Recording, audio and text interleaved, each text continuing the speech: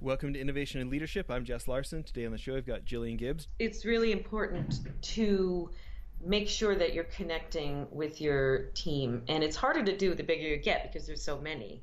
But the connection is really important in terms of everybody knowing what they're working towards. They're all on the same page, swimming in the same direction towards a common goal. And they all feel empowered to represent the company.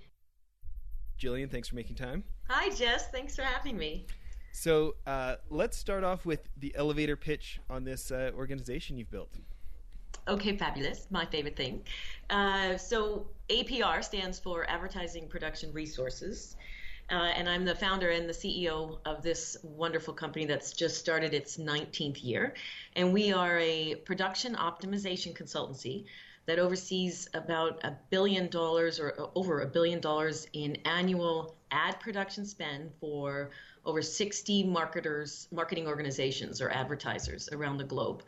All of our people have hands-on production backgrounds. They come from TV, print, out of home, digital, web, mobile, social, experiential, and our 180 plus team members collaborate with marketers and their creative resources to establish best practices and find efficiencies in the advertising and content production ecosystem. That is very succinct. That's great. So give us an example of what that looks like. So you have a marketing organization, say a multinational company with multiple brands, all of whom are working towards reaching the consumer in the best way. They have a limited number or a limited amount of money to spend on how they procure creative ideas and how they execute and produce them. We focus on the execution portion. We don't actually produce anything. So we'll sit with marketing organization and help them work with their creative partners, whether it's whatever they bring in-house or their creative advertising agencies or their PR agencies, or even working directly with production suppliers and working directly with Hollywood.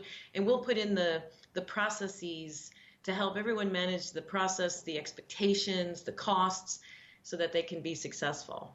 What it does is we're the only really entity for an organization who sits at the bird's eye view, so we can see all the production activity going on at once for a brand, and therefore we could connect the dots, and find ways like that shot already exists. You don't have to shoot that because this company over here shot it and has it. And so I'd say a CMO, a Chief Marketing Officer, has that seat, but isn't directly working on each project. So projects and agencies are usually assigned work for their specific needs or their specific skill sets. So for us, being able to connect the dots and help a marketing organization to work more efficiently it's a unique role that we sit, a unique place. Yeah. When you think about, growing to such a significant size, what do you attribute that to? I think people like to work with people they like. And so most of our new businesses come through referrals, or people leave one company and go to another. I'd say 85-90% of the time it's referrals. And I think we choose people to work at the company who are really good people. They're really expert at what they do, but they're really authentic and good people as well. Does that make sense? Yeah, you think about folks who they really want their teams to bring that discretionary effort, that part of working effort that managers haven't been able to figure out how to put on a checklist, right? Mm-hmm. And you can't really demand it out of people. You kind of they have to give it to you, don't they?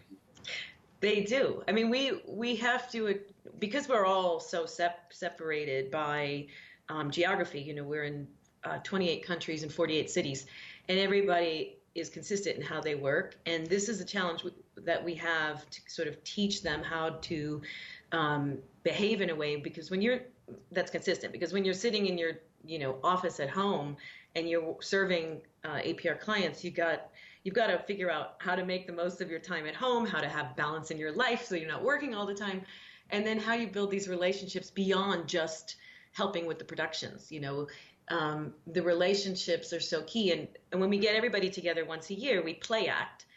We say, and we get together monthly too. We call them monthly huddles, like a company cuddle, where we're actually engaging in some client challenges, and we could say, what would you do in this situation? Or here's what happened, and here's what the team in London did in that situation. When you're in the same situation, let's play it out.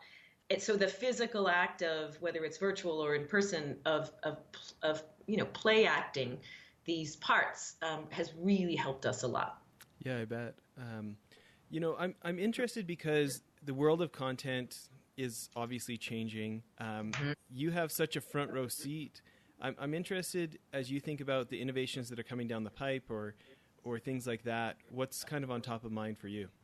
Wow, we're putting together our 2019 creative production trends report right now, so it's very top of mind, all of these things. And I think the biggest takeaway has been for the last 2 years, and I think will continue in 2019, is that as marketers and advertisers look at their entire creative ecosystem, that they have to really think about things differently. And in order to work differently, they have to change the partners, because if you, for example, if you create a new agency and say, this is going to be a new agency model, I'm going to have a new creative agency now, I'm going to give it a special name, it's going to be assigned just to us and our marketing teams around the globe, that agency won't succeed if you just hire people from the traditional advertising agency and bring them over without some very serious change management.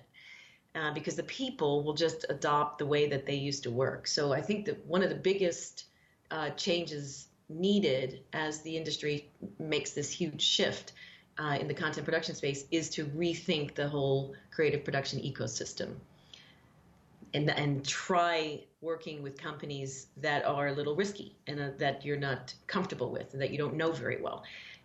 Who have a different way of approaching production.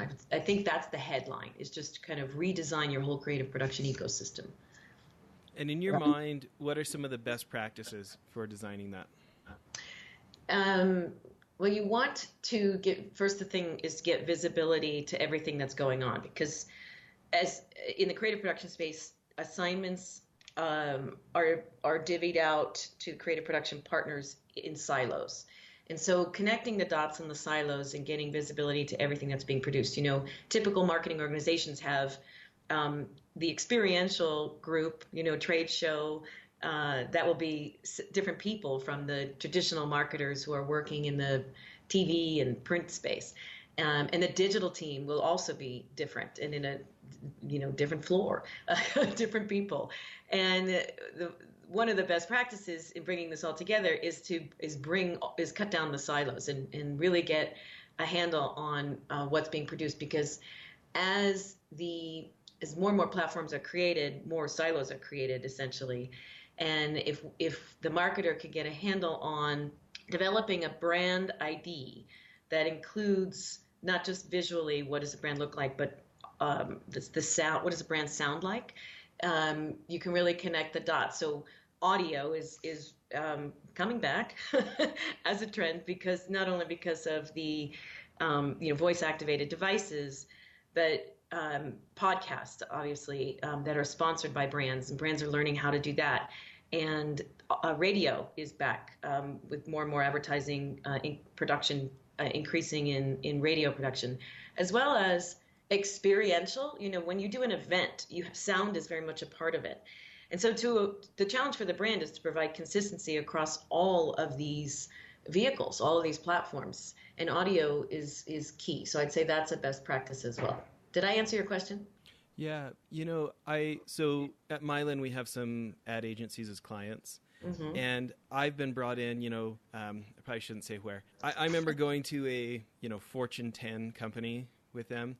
Mm-hmm. And hearing about all the problems with the team my client was working for to get their internal social to be willing to post it. Mm-hmm. It was like, I thought you guys worked for the same company. It was this big eye-opening experience a number of years ago for me to find out about just the bureaucracy of some of those silos. Yes. Yes, it's amazing that logically it makes sense to break down the silos, but there's sometimes culturally it's impossible. Sometimes it's politically impossible because people have their own budgets and they manage to that budget, and it's not going to work is in a future forward company. And I think that's the biggest part is restructuring and training these people. The change management is really key, and I'm sure your consultancy could be really helpful in this area. Well, I'm interested. Let's pull it back for a minute. When you think about, obviously, you guys have done something right to accomplish what you've accomplished. What are some of the things that you feel like you've innovated or done different than just the Me Too type of businesses out there? I would say the building. This is really easy. I'm just trying to figure out exactly how to say it, so it makes sense to everybody. The building the company where everyone feels that they are empowered to challenge what we do, question what we do and the decisions we make, because then it makes us a better company. Everyone has a voice. It is also really important that we have a community where, even though we're 180 plus people, we feel like a family, which has been very challenging to achieve, but it also feels so natural. And I think that is one of the reasons that we succeed as we do, and that clients gravitate towards us, because the experience with us is profoundly different. Even though other companies say they do the same thing that we do, the experience that our clients have with us is truly different. Yeah. So thinking about that at scale, as you guys continue to grow, and did you say 48 different cities? You have staff in 48 cities? And 28 countries, yeah. So with those type of logistics, what kind of advice do you have for other leaders who have a distributed team? Just, the failures, the mistakes, the wins from being so diversified like that. Well, I think it's really important to make sure that you're connecting with your team. And it's harder to do the bigger you get because there's so many.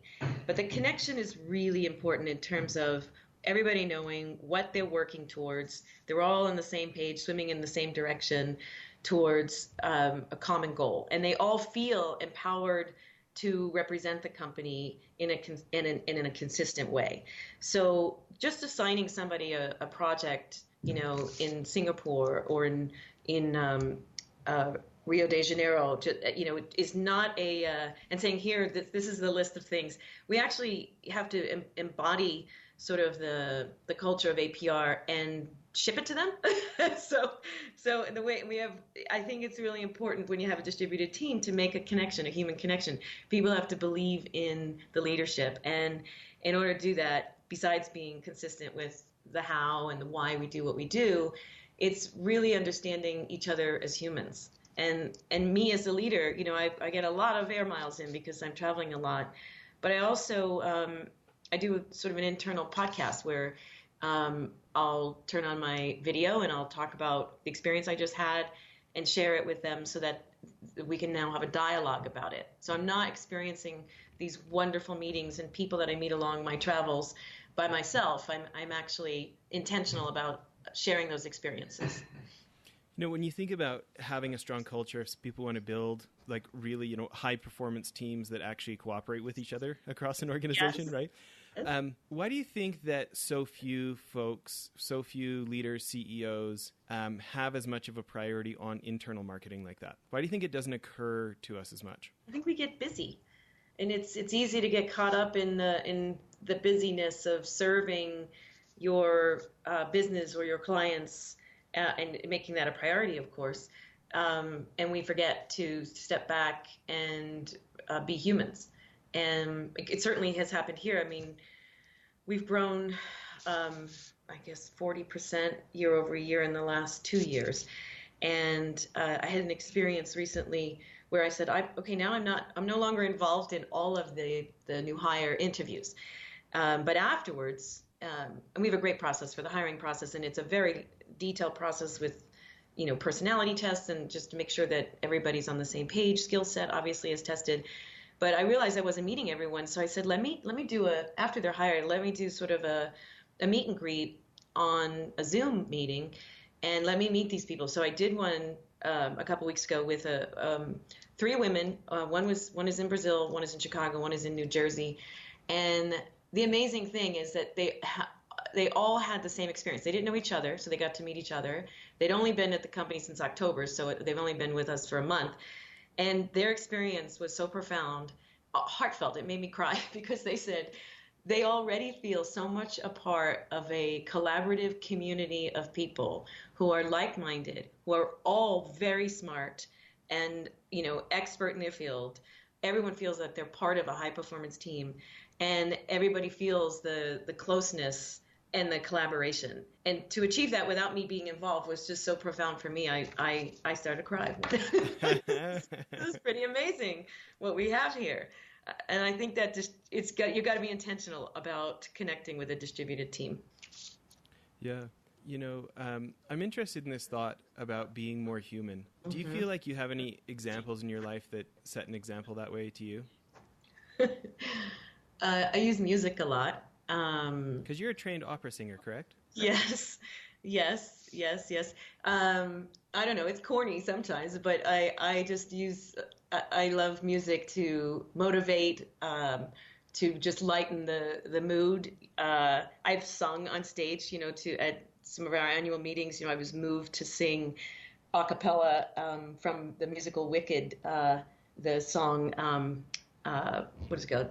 I've heard it said that people come into our lives for a reason. What is that called? For Good, from Wicked. And it's about people in your life can contribute to who you are, and you learn from them. And that's so valuable. And I think that's the way we live our lives. That's the way I live my life. And so because I'm a pretty authentic human, I think it's sort of, it's infectious. It's contagious. It's funny. My wife loves plays. Every time we're in New York, she wants to go to plays. I'm the guy that wants to go see the new Jason Bourne movie, right? But Wicked was a great show. It had that kind of resonance with people, didn't it? Yes, and then it's sort of very clever because it's the precursor to The Wizard of Oz, and so it was really clever how they tied it all together. I think about old marketing books like. I love the original Jack Trout book, Positioning, right? Yeah. And he's saying, figure out what part of the customer mind you can own, and don't try to break in there with a completely fresh concept. Latch onto something that already exists. And what a huge cultural icon, the Wizard of Oz, for them to latch onto, yeah. Right? Yeah. But then to have that differentiation where it's not just a Me Too, you know what I mean? Like it had enough novelness that caught on, right? Yeah. Well, listen, go ahead. Well, I was just going to say, I know we're about at the end of part one of the interview here, and kind of my favorite question lately has been to ask people if they could go back and give a younger version of themselves some advice. What would you tell yourself? Wow. I would say, don't be afraid to bring on advisors or get involved. Because I had my head down growing the business, and I really didn't go. I wasn't part of EY. The entrepreneur program. I didn't do any sort of networking except for individuals, that I met along the way. I brought in as a consultant or an advisor to the company, but I wasn't ever part of a big sort of leadership growth business group. And I have been. In the last 3 years, I joined one recently that's the WPO, which has been hugely beneficial to me, both personally and professionally. And I would have done that sooner. That's what I would have told myself to do that sooner. Why? Well, I think when you're surrounded by other people who are going through this similar challenges in their businesses, that you learn from being a part of their experience, and then you can also bounce off your challenges off of them, and that's why. I mean, I just think those organizations that provide leadership programs, it's like a sort of a drinking through a fire hose to get an education. Whereas I learned going from opera to business owner, I learned that on the job, but I think I would have, not that I that I would be a different leader today because of it, but I think I would have had different resources at my fingertips because of it. If that makes sense. I love it. Well, everybody, please tune in for part 2 of our interview with Jillian. Thanks so much. Well, that's it for the episode. One other thing I wanted to tell you about, if you remember the guys from Convoy in episodes back, Ken Free and Trent Mano, I went on one of their CEO trips to New York, and I met a guy named Brent Thompson, very successful entrepreneur. He was former CEO of Jive Communications, big company now, I think $300 or $400 million. Anyways, he started a new company called blipbillboards.com. I'm super stoked they're a sponsor now. But I remember a year and some ago when I met him, I thought it was genius. Instead of having to buy 6 months or a year's worth of billboard for thousands of dollars, you can buy 8 seconds at a time for like 10 or 20 cents. You pick what billboard you want it on, what time of day you want it to run. And it just puts so much power in the hands of marketers and CEOs who want to try something and see if it works. You can buy as many or as few as you want, change it as many times as you want. I think now our podcast is being advertised on billboards in like 18 different states because we have these guys as sponsors. We're pretty excited about it. Hope you check out blipbillboards.com. Thanks.